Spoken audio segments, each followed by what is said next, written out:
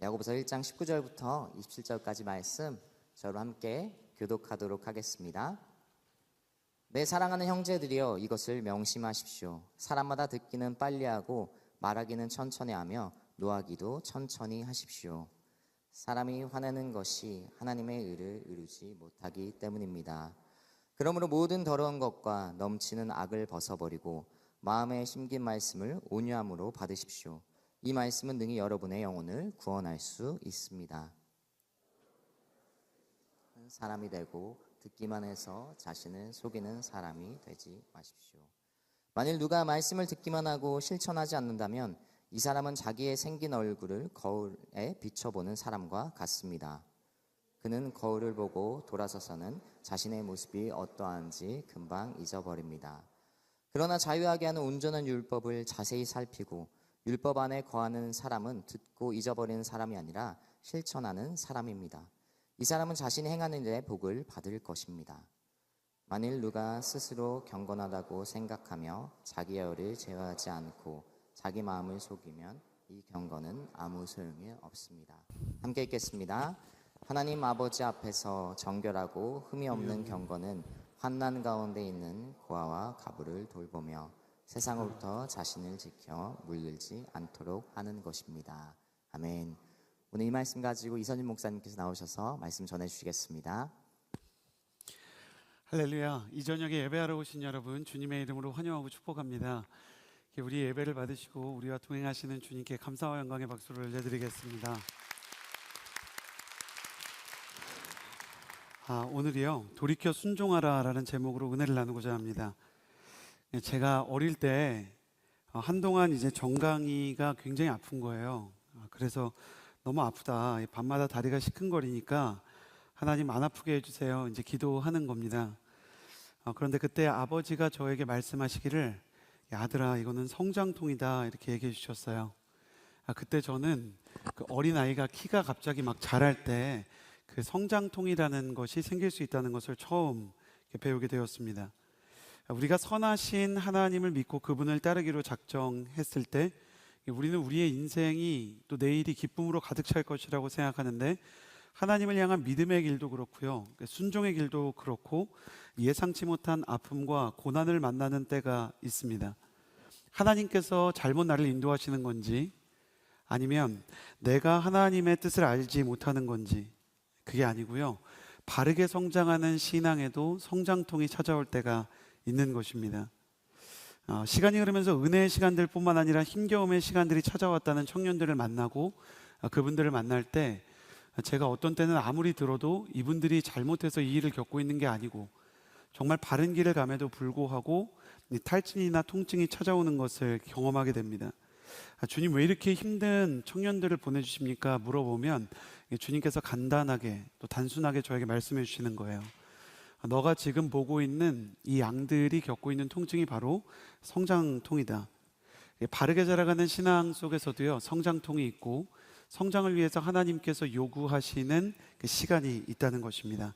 오늘 지치고 힘들 때 다시 일어나 순종의 길로 복귀하고 그 발걸음을 통해서 성장하는 하나님의 사람들의 거룩한 시간이 되기를 예수님의 이름으로 축복합니다. 어린아이가 다리가 아프다는 이유로 하나님 앞에 키 크지 않게 해주세요, 그러면 얼마나 어리석은 기도겠습니까? 또 우리가 하나님 앞에서 잘 자라고 있는데 운동하고 또 하나님 앞에서 우리에게 주신 건강을 유지하면서 막 근육을 만들려고 하는데 이렇게 약간 아리배겼다고 그냥 평생 운동을 안 하면 어떻겠습니까? 약간의 아픔이 있더라도 가야 하는 길이라면 가는 것처럼 우리의 신앙에서도 어려움이 있어도 이 순종의 길 위에서 반드시 성장하게 되기를 바라고요. 여러분이 통증을 겪게 하지 않는 법을 제가 말씀드릴 수는 없지만 여러분의 통증이 무의미하지 않도록 이 순종과 신앙에서 승리하며 탈진과 그리고 지침을 이기는 지속 가능한 신앙의 원리를 좀 나누고자 합니다. 세 가지를 나눌 텐데요, 19절에서 20절 말씀 먼저 함께 한 목소리로 19절과 20절 읽겠습니다. 시작. 내 사랑하는 형제들이여, 이것을 명심하십시오. 사람마다 듣기는 빨리 하고 말하기는 천천히 하며 노하기도 천천히 하십시오. 사람이 화내는 것이 하나님의 의를 이루지 못하기 때문입니다. 마르는 건 천천히 하고 화내는 것도 자제하고 무엇보다 먼저 들으라, 이렇게 성경이 권유합니다. 그래서 우리가 이 부분만 보면 야고보서가 역시 신약의 잠언이구나. 경청의 중요성을 주님께서 이렇게 말씀하시는구나. 듣고 말해야 되겠다. 여러분, 이게 사람과 사람 사이의 소통을 얘기하는 것일까요? 21절 말씀을 읽어보면 바로 연결되어 있는 말씀이에요. 이게 어떤 경청에 대한 건지 바로 드러납니다. 21절 같이 읽겠습니다. 시작. 그러므로 모든 더러운 것과 넘치는 악을 벗어버리고 마음에 심긴 말씀을 온유함으로 받으십시오. 이 말씀은 능히 여러분의 영혼을 구원할 수 있습니다. 말씀을 온유함으로 받으라 라는 것이 이 경청의 결론이라는 거예요. 19절과 20절 말씀을 하고 그러므로 라고 나왔으니까, 그럼 경청하기 위해서 결론적으로 뭐를 하라는 거냐? 21절에서 마음에 심긴 말씀을 받으라. 사람 말을 잘 듣는 굿 리스너가 되라는 게 아니라 하나님의 말씀을 들으라는 것입니다. 사랑하는 여러분, 여러분이 청년의 때에 기록된 말씀 속에서 살아계신 하나님의 음성을 듣는 성령의 경청자가 되기를 예수님의 이름으로 축복합니다. 여러분이 하루라도 더 젊을 때, 1년이라도 더 어릴 때, 이 청년의 시기가 다 날아가기 전에, 채 여러분이 젊은이라는 이름이 소모되기 전에요, 여러분이 예수 그리스도로 인하여서 성령의 충만을 받고 그 성령을 통해 하나님의 음성을 듣는 축복이 있게 되기를 예수님의 이름으로 축복합니다. 그럼 어떻게 성령의 음성을 분별하고 들을 수 있을까? 마가복음 9장을 보면 하루는 예수님께 한 아버지가 와서 자기 아들이 귀신 들렸다고 말합니다. 여러분, 귀신 들린 사람 보셨어요? 귀신 들린 사람? 어떤 분이 귀신 들린 사람이랑 정신착란 증세, 그러니까 정신병 증세랑은 어떤 차이가 있느냐, 이렇게 질문을 했어요. 저도 많은 경험이 있거나 아니면 단정 지어서 말할 수는 없는데, 제가 이 사건은 정말 귀신의 역사였나 보다라고 기억하는 사건이 있거든요. 제가 아주 어릴 때 저 아주 가까운 어린아이 집에 가서, 어린아이가 어린아이 집에 가서 논 거죠. 같은 교회 다니는 그 아이들끼리. 그런데 초등학교에 이제 막 들어간 어린아이가 발작을 하면서, 경기를 하면서 알아들을 수 없는 말을 하기 시작하는 거예요. 근데 여러분, 얼마나 소름 돋냐면, 그 신발, 그 현관 들어오는 입구에 신발 이렇게 놓는 데 있잖아요. 그 현관에 애가 앉아서, 초등학교 저학년 이제 막 들어간 애가 예수님을 저주하고 있는 겁니다. 예수는 몸 파는 여자의 아들이다, 막 훨씬 더 과격한 언어를 쓰면서. 그 아이가 그런 말을 배운 적도 없거든요. 그러니까 일반 정신병이랑은 너무 다른 게, 예수님 말에만 발작을 하고 예수님만 대적하고 예배에 대해서만 막 치를 떠는 거예요. 예수 믿는 사람들이 다 죽어야 된다. 그래가지고 교회에서 믿음 좋다는 사람들이 그 밤에 호출이 돼서 다 왔어요. 예전에는 성도의 집에 어려움이 찾아오면 권사님이나 장로님들이 막 5분 대기조처럼 찾아오는 문화가 있었고, 또 그 동네 교회였기 때문에 다 주변에 살았거든요. 그러고 나서 기도를 하고 다음날 아침이 됐을 때 이 아이가 아무것도 기억 못하고 멀쩡하게 낫긴 했는데, 저는 처음으로 그날 밤에 잠이 들다가 깨다가 드다가 깨다가 하면서 계속 깨어있는 동안 기도했어요. 제 인생에서 처음으로 경험한 철야였는데 이유는 단순했어요. 옛날에 검증된 적 없고 성경에 쓰여진 적 없는 이야기인데, 그런 얘기가 이제 교회 전설처럼 내려오는 거 아세요? 귀신이 나가서 사람에게서 쫓겨나면 그 주변에 있는 사람 중에 가장 믿음이 없는 사람한테 들어간다고. 근데 제가 보니까 그날 믿음 좋은 분들 다 온 거예요. 그러니까 이게 저한테 들어올까봐 일단 문도 닫고 성경책도 펴놓고 막 하나님 아버지 도와주세요. 어디를 읽어야 될지 모르겠으니까 어디 읽겠어요. 태초에 하나님이 천지를 창조하시니라 막 읽기 시작하고요. 막 기도하기 시작했던 거예요. 제가 진짜 그때 깨달았던 게, 귀신 들린 사람 하나가 나타나면 그 공포와, 그리고 그 귀신 들린 사람을 막 어른들도 제어하기가 힘듭니다. 예수님 이름에만 발작을 하고 다른 정신착란이랑은 달라요. 오직 예수님에 대해서만 저주하고 기도하고 말씀 읽고 그럼 막 또 두려워했다가 영적인 전쟁이 일어나는 거예요. 이 아버지한테는 이게 매일매일 벌어지니까 예수님 앞에 아들을 데려왔는데, 이 아버지가 귀신 들린 증상에 대해서 말을 해요. 이 아이가 귀신을 들리고 나서 생긴 일이 있는데, 말 못하게 하는 더러운 귀신이 들렸다는 거예요. 갑자기 얘가 말을 못하고 불 가운데 물 가운데 뛰어들고, 귀신 들렸습니다. 근데 예수님께서 고치시면서 이 아이의 문제를 다르게 진단하세요. 아버지는 말 못하게 하는 귀신이 들렸다 그랬는데 마가복음 9장 25절에 예수님께서는 듣지 못하게 하고, 말 못하게 하는 귀신아, 내가 내게 명령한다. 이 아이에게서 나와 다시는 들어가지 마라. 그러니까 이 아이가 말만 못하는 게 아니라 듣지도 못했던 거죠. 근데 예수님께서 선포하는 이 말씀을 다시 처음으로 듣게 되는 겁니다. 말 못하게 하는 귀신인가? 듣지 못하게 하고 말 못하게 하는 귀신인가? 아이의 아버지는 그렇게 생각할 수밖에 없죠. 얘가 말을 못하는구나. 근데 예수님께서는 듣지 못하는 거를 통해서 우리에게 말씀하시는 게 있어요. 여러분, 거룩한 인풋이 있어야 거룩한 아웃풋이 나와요.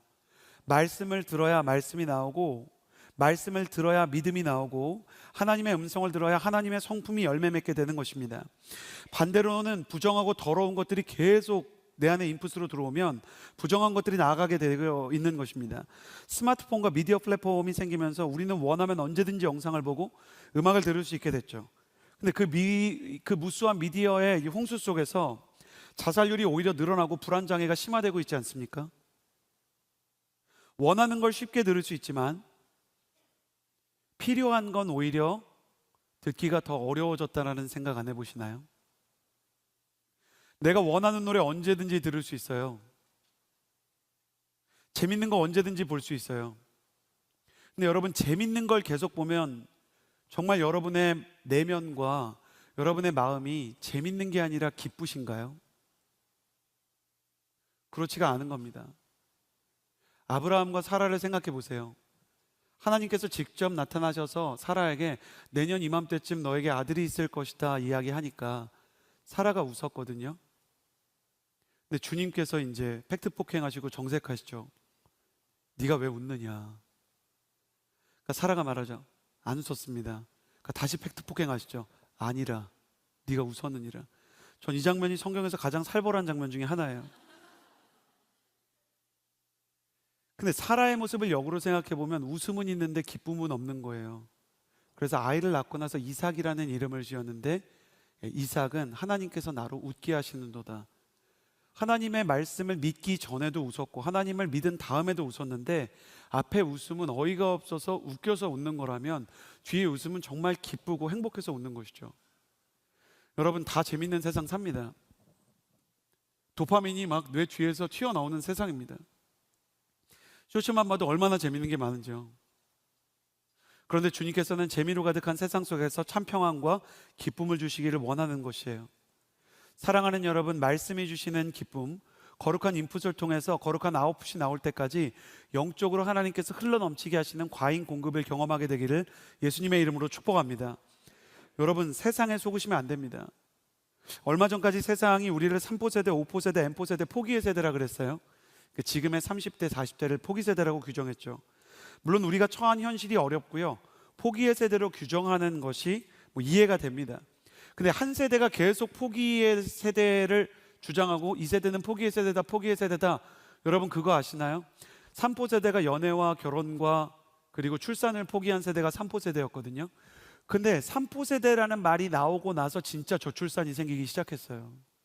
부정적인 예언이 나오고 부정적인 성취가 일어나는 겁니다.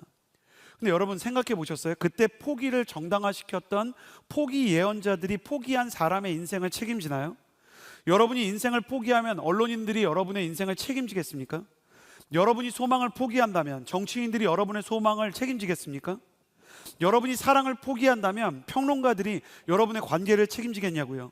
세상이 무엇이라고 하던 세상의 부정적인 예언에 귀를 기울이고 그들의 헬조선과 같은 염세적인 말들에 우리의 마음을 조율해서는 안 되는 것은, 그렇게 우리의 마음을 유혹하고 끌고 갔던 사람들 중에 누구 한 사람도 여러분의 인생을 책임지지 않기 때문입니다. 주님은 마치 헬스장 PT 트레이너 같으세요. 회원님, 하나만 더요. 기도 한 번만 더 같이 하시죠. 회원님, 찬양 한 곡만 더 하시죠.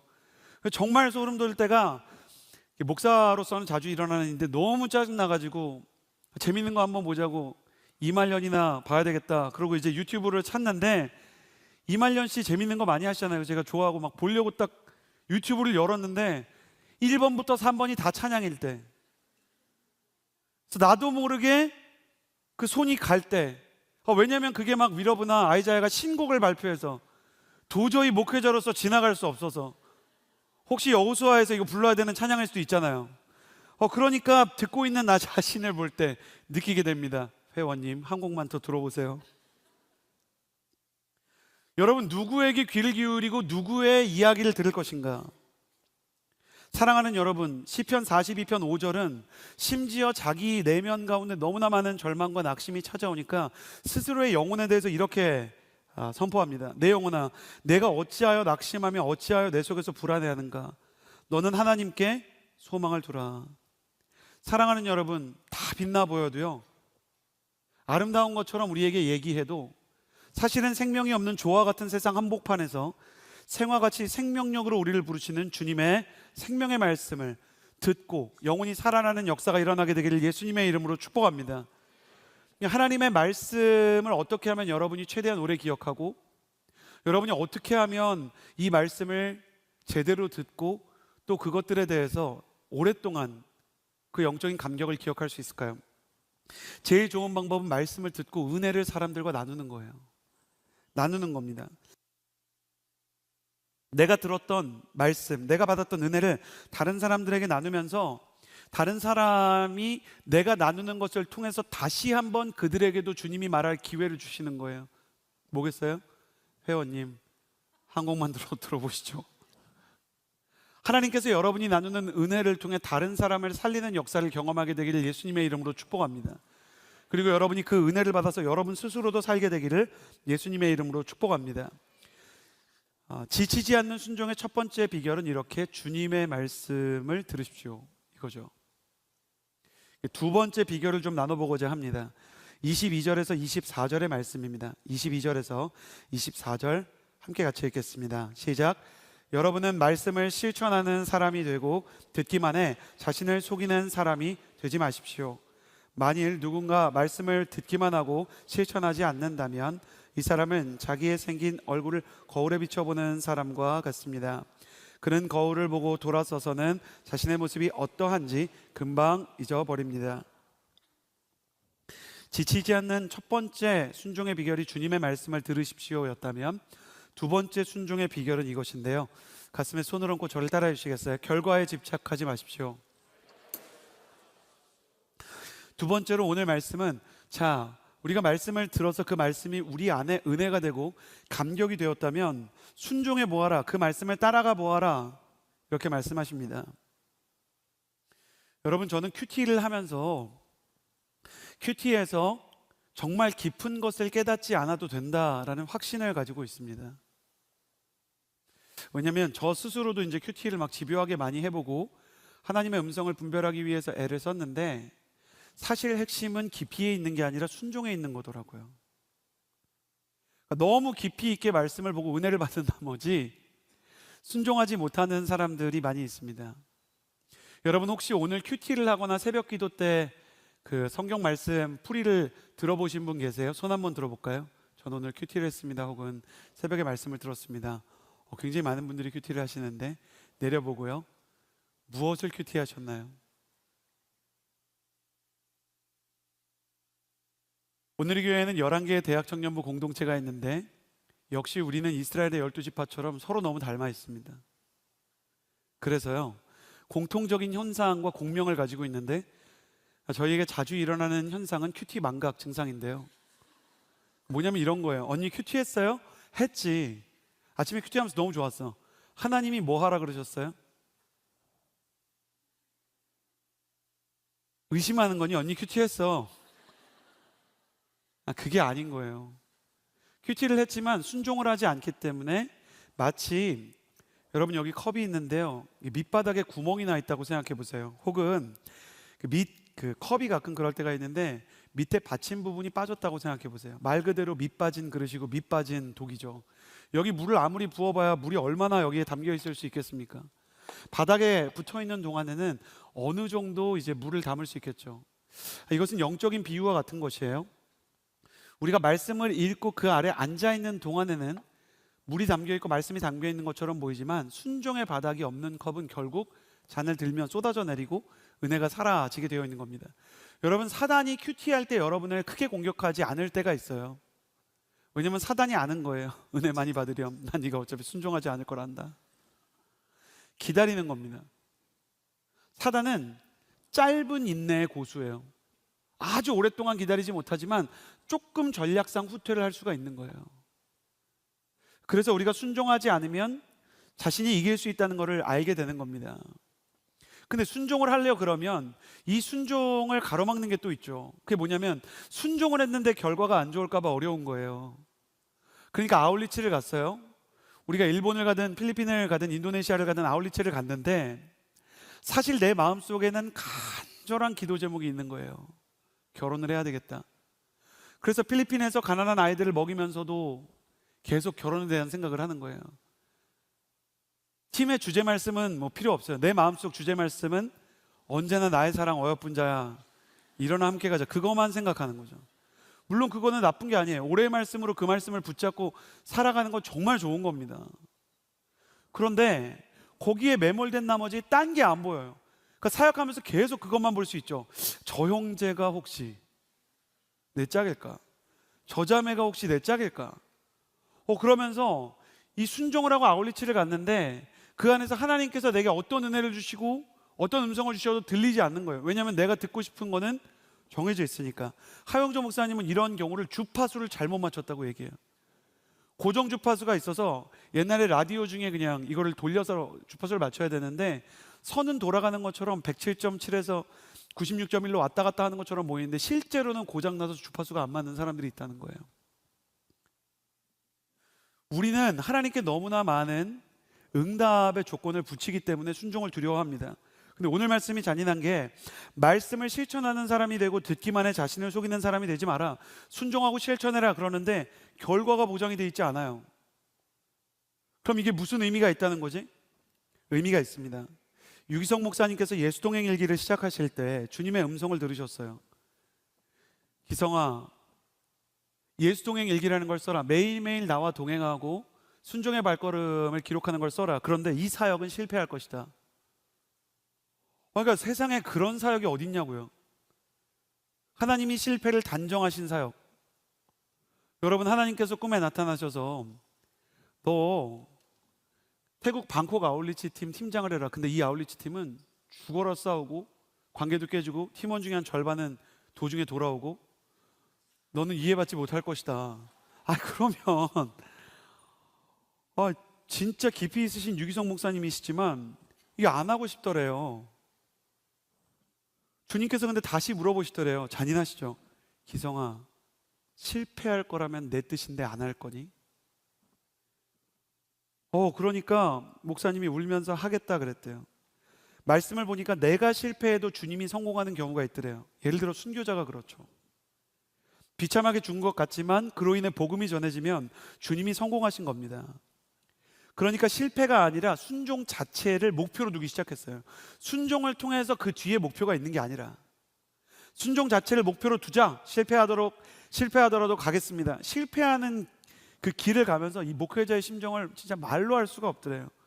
근데 실패하겠다고 말했는데 진짜 어렵고 오해되고 2단이다 3단이다 이 영성계에 약간 문제가 있다 5만 가지 얘기를 다 들었는데도 끝내는 사역이 확장되고 하나님이 쓰시는 때가 오더래요. 그래서 주님한테 주님이 실패할 거라 그랬는데 어려움이 있을 거라 그랬는데 아니 어떻게 이렇게 잘 됐습니까? 그랬더니 주님이 그러시더래요. 끝까지 실패한다고는 안 했잖니. 실패하고 어려울 건데 실패하고 어려운 다음에 이때가 오는 거지. 그러면 제가 그 얘기를 듣는데 목회자로서 뒤에 얘기도 해주셨어야지. 근데 주님께서 일부러 가르치려고 하신 거예요. 주님께서 그 뒤에 성공이 있다고 말씀을 안 하셔서 반응이 없어도 조롱을 들어도 이단이라는 얘기를 들어도 별 비난을 다 받아도 유기성 목사님 괜찮았대요. 주님이 그렇게 말씀하셨으니까. 당연히 올 실패였기 때문에 받아들일 준비가 되어 있었다는 거예요. 저는 이걸 보면서 진짜 결과에 집착하지 말아야 되는구나 중요한 깨달음을 얻었어요. 여러분, 복음의 관점에서 보면 결과보다 과정이 더 중요한 겁니다. 다윗을 생각해 보세요. 다윗이 언제 승리자가 됐습니까? 골리앗을 쓰러뜨렸을 때입니까? 전혀 아닙니다. 그가 목동 시절 외로움과 싸우며 돌팔매질을 훈련하고 아버지가 사무엘에게 자기가 기름 부음을 받아서 지도자가 될 거라고 했는데 저 같으면 진짜 난리 났습니다. 만약에 제 아들에게 갑자기 오늘은 이재훈 목사님, 내일은 유기성 목사님, 그 다음날은 여의도 순복음교회 이영훈 목사님이 와서 하나님이 우리를 당신 아들한테 보냈다고, 다 세 분이 저희 집에 와서 하루씩 기도해 주시고 막 이런 일이 일어나면 전 진짜 고민할 것 같아요. 하나님, 제가 목회를 내려놓고 이 아이를 위해 헌신해야 됩니까? 하나님, 유학을 가야 됩니까? 아니면 학교를 때려치우고 아예 옷 살리기 도원으로 들어가야 됩니까? 주님, 정말 이 아이를 향한 뜻이 뭡니까? 이 아이를 그렇게까지 쓰신다면 하나님, 내가 이 아이를 위한 그냥 브릿지 인생, 다리 인생이 돼도 좋습니다. 어쩔 수 없는 K 아빠죠. 그러니까 그런 생각이 들 수도 있는데, 다윗 아버지는 사무엘이 왔다 갔는데 그 아들에 대한 대우가 1도 달라지지 않아요. 다윗이 어떻게 골리앗을 쓰러뜨렸는지 아십니까? 위에 형 첫째, 둘째, 셋째가 전쟁터에서 공세우고 있고요. 다윗은 계속 하찮은 일 양치고 있는데 아버지가 수십 킬로를 걸어가서 형들한테 야식을 넣어주고 도시락을 넣어주고 특식을 넣어달라는 거예요. 아버님, 그 거리는요 쿠팡 이츠도 안 갑니다. 그런데 이 아들한테 그렇게까지 무거운 짐을 지우는데, 여러분, 다윗이 위대한 게 뭐냐면, 아버지로부터 상처를 받았다고 많은 치유사역에서, 회복사역에서 얘기하지만, 사실이죠. 그렇게 얘기하지만 여러분이 사무엘상을 보면서 소년 다윗이 원망하는 구절을 찾아보십시오. 원망 없이 형들을 위해 그 길을 걸어갑니다. 여러분, 이거 한국인이라면 진짜 못 찾는 거 아닙니까? 왜 형만 사랑하세요? 왜 언니한테만 그러세요? 엄마가 해외여행을 갔다 왔는데 갈색병을 언니 것만 사왔어요. 아빠가 해외여행을 갔다 왔는데 나이키 포스를 동생 것만 사왔어요. 아니, 그걸 누가 참냐고요. 그리고 그거를 심지어 그 갈색병을 나한테 너 언니 회사에 갖다 주래. 우리였으면 인스타그램에 그 갈색병이 일단 사진으로 올라왔어요. 샵 더러워서 내가 산다 사. 다윗은 그거에 대해서 괴념치 않고 아버지에게도 하나님에게도 순종하며 양을 칠 텐 돌팔매를, 형들을 위해선 도시락을 짊어지고 수십 킬로를 갑니다. 그래서 이 짊어지고 가는 장면을요, 존 메가더 목사님은 다윗의 마지막 시험이라고 불렀어요. 그가 도시락을 짊어지고 베들레헴에서 골리앗과의 싸움이 있는 이 골짜기, 엘라 골짜기까지 가는 길은 마치 예수님이 십자가를 지고 걸어가는 길 같았다. 예수님과 다윗 모두 누구도 원망하지 않고 침묵하며 그 길을 갔다는 것이죠. 그것이 다윗의 인생을 승리자로 만든 겁니다. 그는 순종 자체를 인생의 목표로, 그것이 신앙 그 자체로 보았습니다. 요셉이 애굽의 총리가 되었을 때 비전을 이룬 게 아닙니다. 그가 불타는 청년의 시절 순결을 결단한 대가로 누명을 쓰고 감옥에 갔을 때 그의 비전은 이미 성취되기 시작한 거예요. 우리가 순종하기 시작할 때 하나님은 결과에 상관없이 그 순간을 가장 아름답게 보십니다. 우리는 골리앗을 쓰러뜨린 다윗을 보고 총리가 된 요셉을 보지만, 하나님께서는 무명 시절 돌팔매를 돌리고 형들의 도시락을 짊어지고 엘라 골짜기로 가는 다윗, 그리고 순결을 결단한 대가로 감옥에 가는 요셉을 더 아름답게 보실 것입니다. 결과주의를 가지지 마십시오. 이거를 영적으로 표현하면 응답주의라고 할 수 있을 거예요. 응답주의의 부작용은 순종을 했는데 내가 원하는 결과가 오지 않으면 행복할 수가 없어요. 그리고 더 끔찍한 게 있는데, 하나님이 우리의 믿음과 우리의 순종이 부족해도 응답과 축복을 주실 때가 있잖아요. 그럼 그걸 막 간증하면서 사실 나태해지는 거예요. 신앙에 어떤 순종도 없고 훈련도 없는데, 순종과 훈련이 기준이 아니라 응답이 기준이니까, 응답 받았으니까, 축복 받았으니까 나는 이제 다 됐다. 마치 나병 환자들이 주님께 나음을 받은 이후에 다시 주님께 돌아오지 않고 주님과의 관계를 끊어버려서 10명의 나병 환자 중에 한 명만 주님이 한 명만 놀랍게 보시면서 나머지 9은 어디 있느냐 그랬잖아요. 그 9이 얼마나 불쌍한 사람인지 아세요? 다시는 돌아오지 않은 그 9은 예수님으로 인해서 병이 나았고 예수님을 만났는데도 예수님께 돌아오지 않아서 아마도 지옥에 갔을 거예요. 기적을 경험하고도 응답을 경험하고도 예수님을 놓치는 사람이 있습니다. 여러분, 정말로 순종과 주님이 원하시는 그 과정을 사랑할 수 있는 참된 믿음이 있게 되기를 예수님의 이름으로 축복합니다. 주님께서는 물론 결과와 응답도 주실 거예요. 근데 그 응답과 결과가 주어졌을 때 뭐가 진짜 행복한 인생이겠습니까? 그냥 축복과 응답만 받는 인생? 아니면 축복과 응답을 받는 인생에서 수없이 많은 결핍과 고난을 경험했지만 주님과 끈끈한, 주님과 긴밀한 제자가 되고 임재를 경험한 인생, 둘 중에 뭔가요? 저는 여러분의 인생이 힘들더라도 그 모든 과정에서 다윗이 말한 것처럼 내가 사망의 음침한 골짜기로 다닐지라도 해를 두려워하지 않는 것은 주께서 나와 함께 하심이라 라는 거룩한 고백이 남게 되기를 예수님의 이름으로 축복합니다. 네, 계속해서요, 우리 인생을 위협하는 이 지침과 이게 신앙생활에서 뭐가 남느냐 라는 회의가 찾아올 때 그럼에도 불구하고 순종하는 비결을 함께 나눠보고자 합니다. 27절 말씀 같이 읽겠습니다. 시작. 하나님 아버지 앞에서 정결하고 흠이 없는 경건은 환난 가운데 있는 고아와 과부를 돌보며 세상으로부터 자신을 지켜 물들지 않도록 하는 것입니다. 첫 번째, 순종하기 위해서는 주님의 은혜가 가득하도록 주님의 말씀을 들어야 된다 그랬어요. 세상의 음성을 뒤로 하고 주님의 음성을 듣는 것이죠. 다시 축복합니다. 오늘 말씀을 듣기 위해 이 자리에 나와 주님의 말씀을 채우고 있는 여러분, 그 말씀이 여러분의 인생의 동력이 되고 그 말씀이 차고 넘쳐 여러분을 통해 은혜와 생명력이 퍼져나가게 되기를 예수님의 이름으로 축복합니다. 두 번째로는 결과에 집착하지 말라 그랬죠.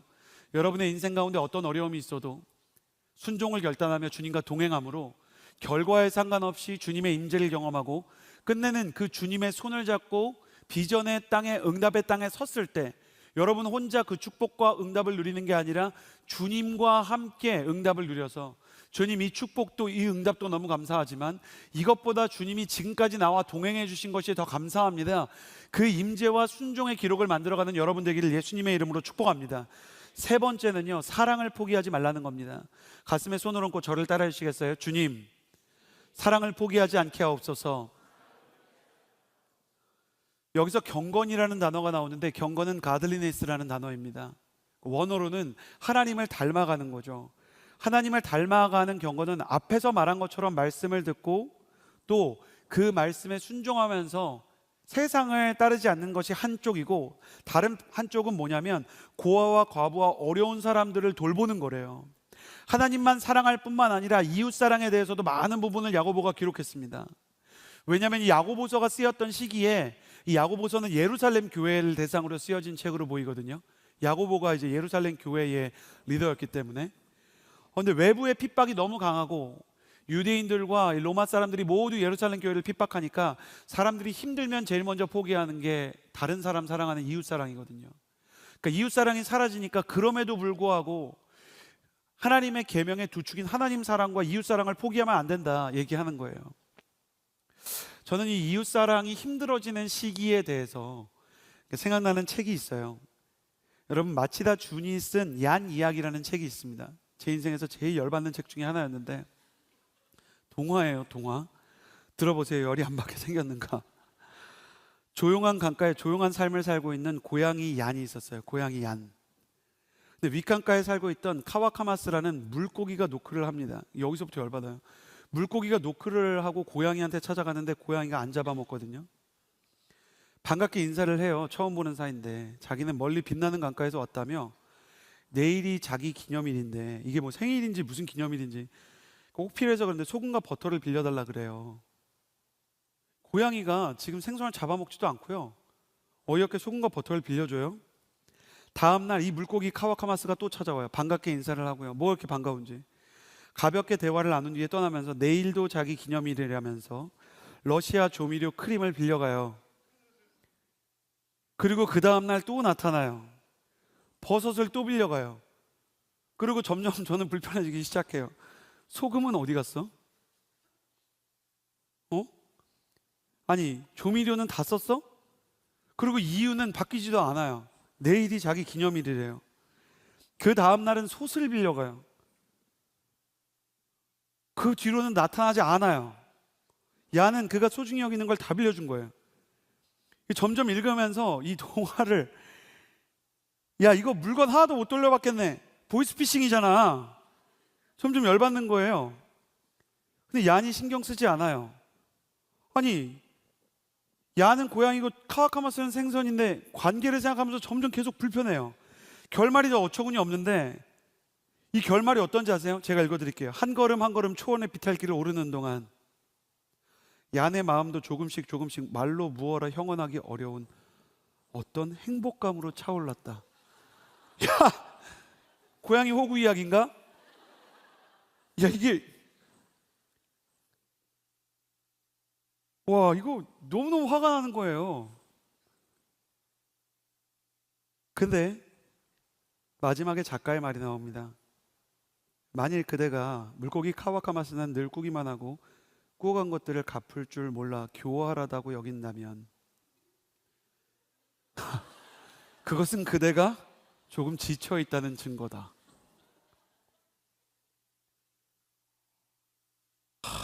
작가 꼭 한번 만나고 싶어요.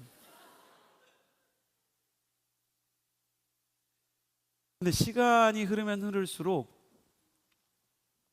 청년 여러분, 실제로 이런 관계를 여러분 경험하기를 제가 원치는 않습니다.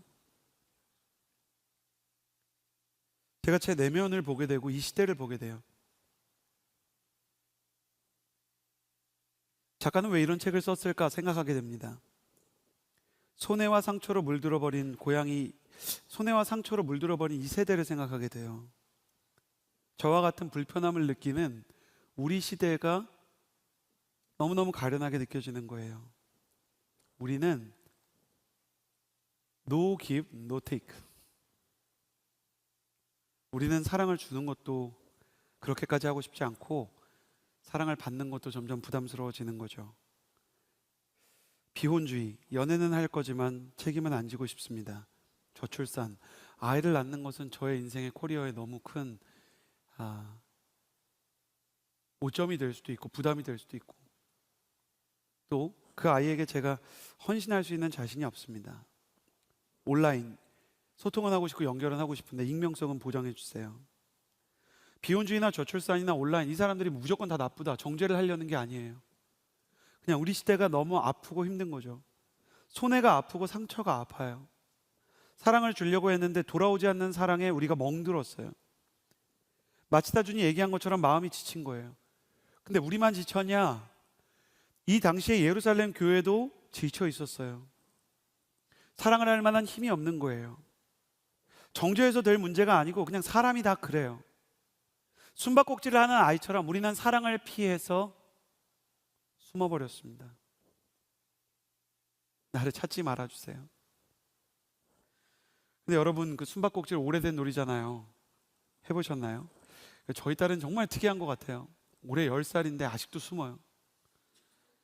집이 놀이터도 아니고 공원도 아니잖아요. 그 침대에 이불 덮고 있으면 그거 그냥 보여요. 근데 제가 요즘에는 장난하거든요. 아예 안 찾는 거예요. 제가 이거 누를 때마다 이제 딸이 우당탕탕 거리는 소리가 나는데 안 찾는 거예요. 그러면 딸이 그럽니다. 뭐라고 하는지 아세요? 안 찾으면 죽어.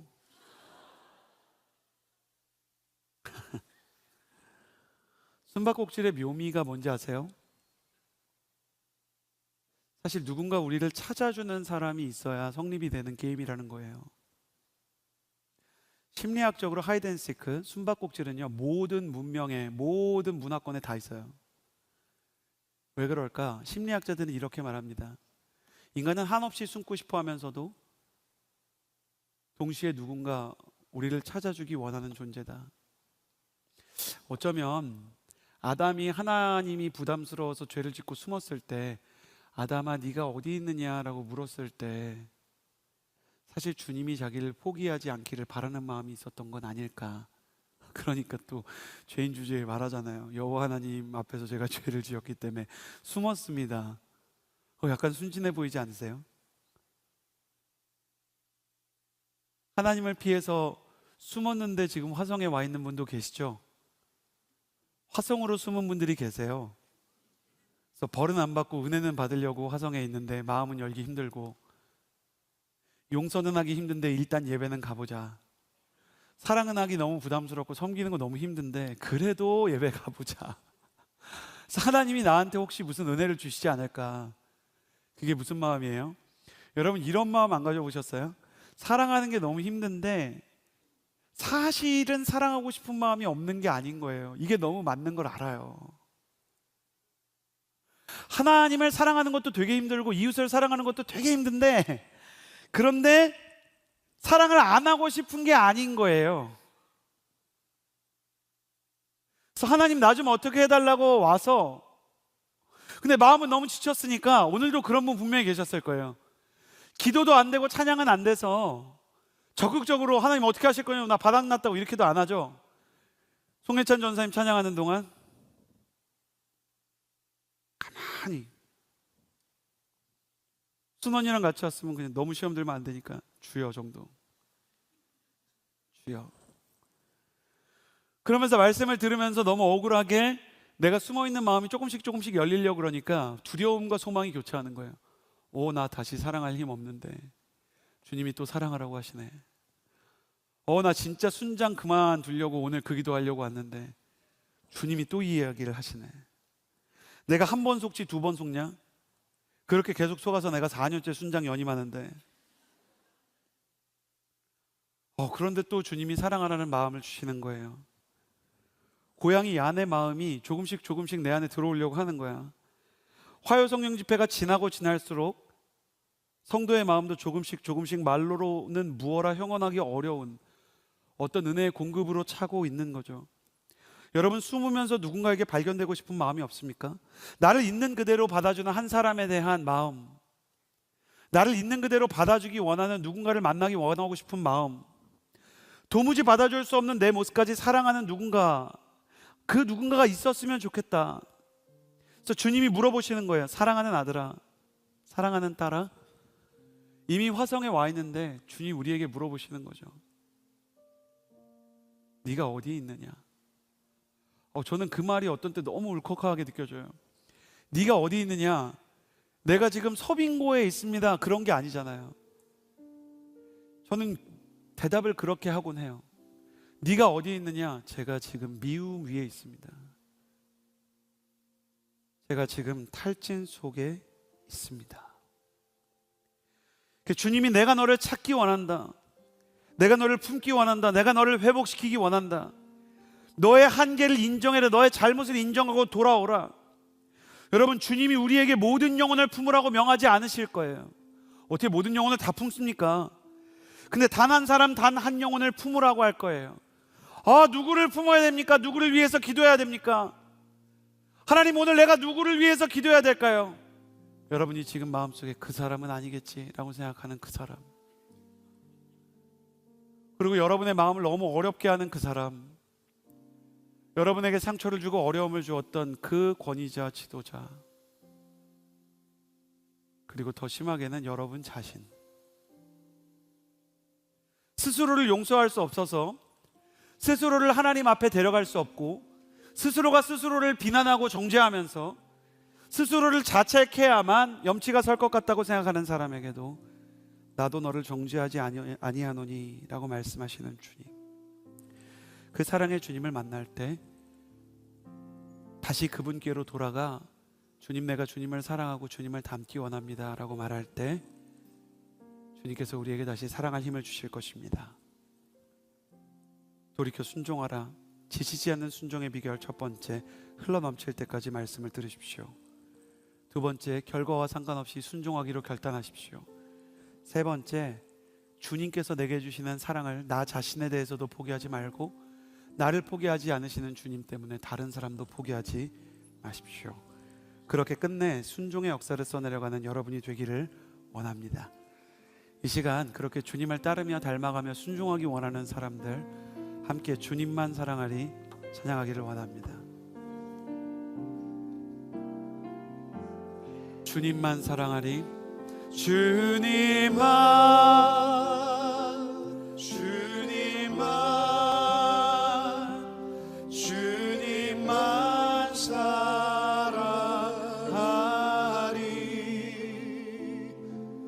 나의 왕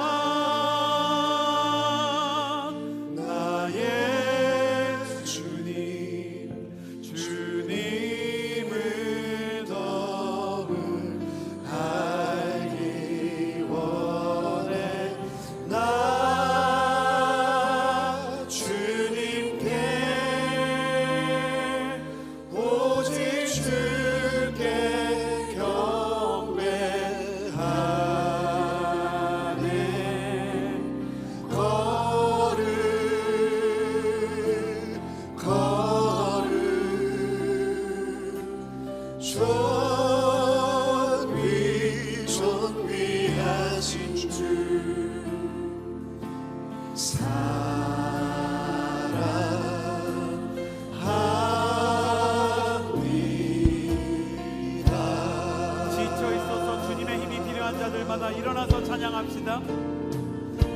주님만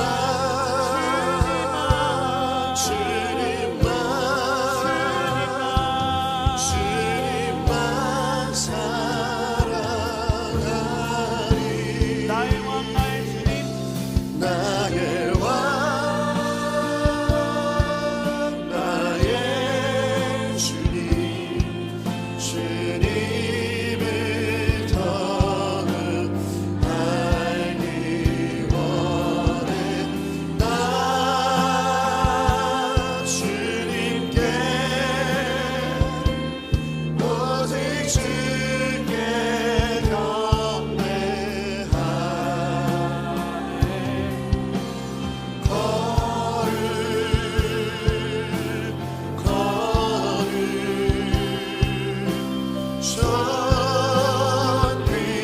존귀하신 주 사랑합니다.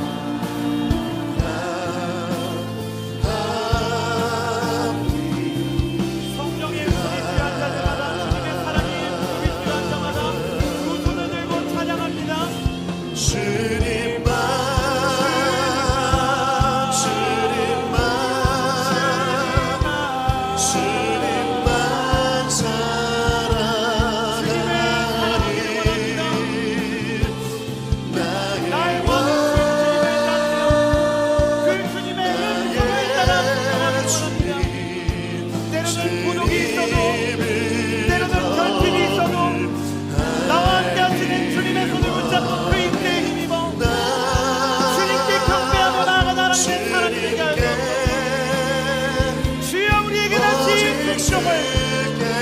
성령이 우리에게 다시 사랑을, 예수님 우리에게 다시 인내의 영성으로 나타내 주옵소서.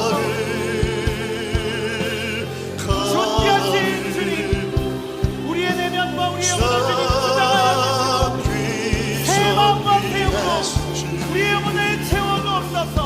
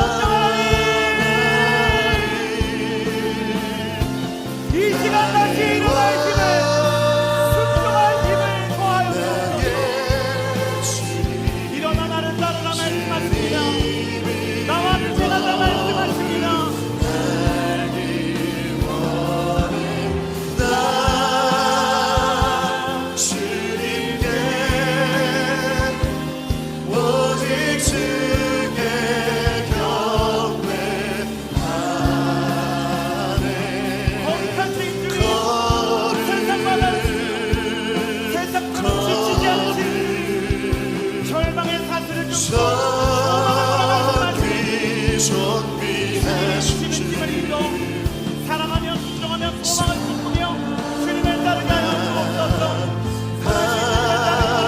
이 시간 주여만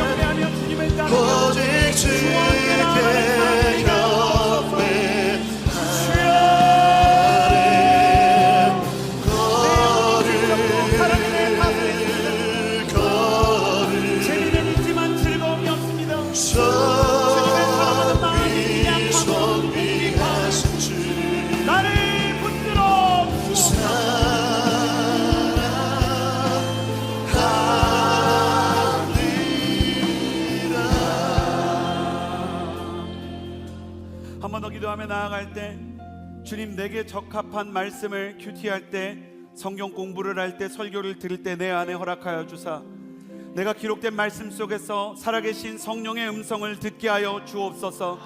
하나님의 사람들마다 귀가 열려 하늘의 인풋을 받아 사랑의 아웃풋을 내뿜는 사람들이 될지어다. 주님 말씀하여 주시고 채워주옵소서. 주님의 말씀으로 가득 찬 사람이 될지어다. 주여 세 번 부르짖고 기도하겠습니다. 주여